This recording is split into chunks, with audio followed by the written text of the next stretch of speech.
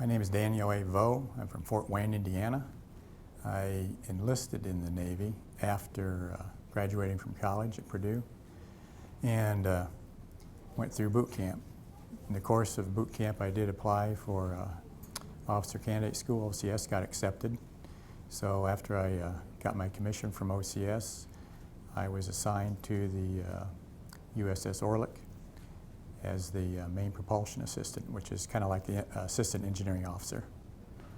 I went to a 3-month school first and then reported to the ORLECK in April of 1972 and served on ORLECK until October of 1974.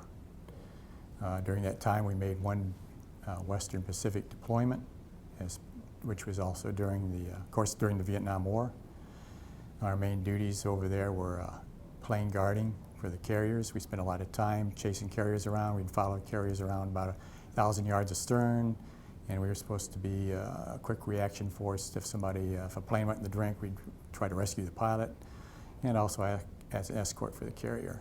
Our other major duties included a lot of naval gunfire support up and down the coast of North Vietnam.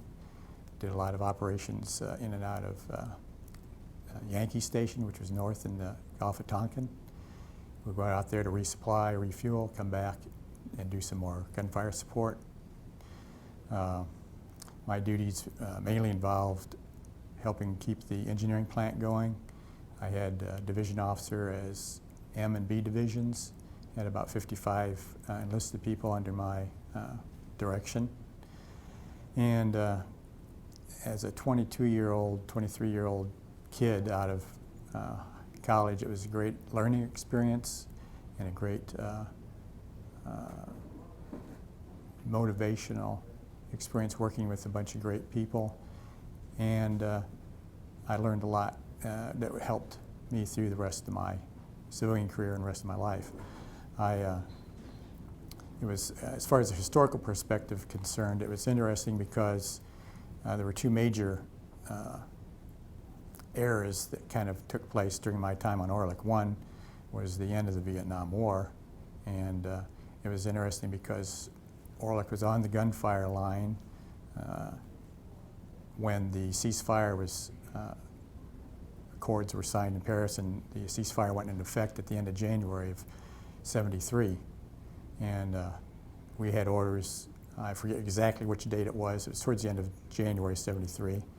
And we had orders to cease firing the following morning. But we fired naval gunfire support missions up until midnight of the day before the ceasefire. And that was it. After that, we secured batteries, and we went off and left the gun line and went to Singapore. So it was kind of an epic moment because that era in United States history changed at that point. The other interesting thing was I was involved in the history of the ORLECK. It was when we got back to San Diego. Shortly after we were assigned to the reserve fleet and transferred up to Tacoma, Washington as a reserve training ship. We lost some of our crew. The concept was we would be stationed in Tacoma, and the reservists would come on board on their reserve weekends and replace some of the people we were left without to fill out the crew, and then we'd get underway and do training missions.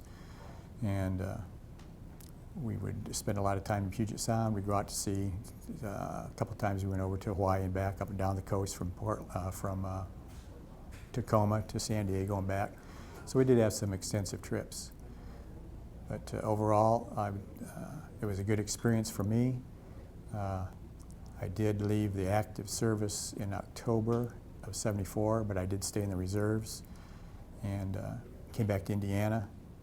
And then I finally retired as lieutenant commander in the Naval Reserve in in November of 1992. So joining the Navy and getting stationed on the ORLECK was very fortuitous on my part.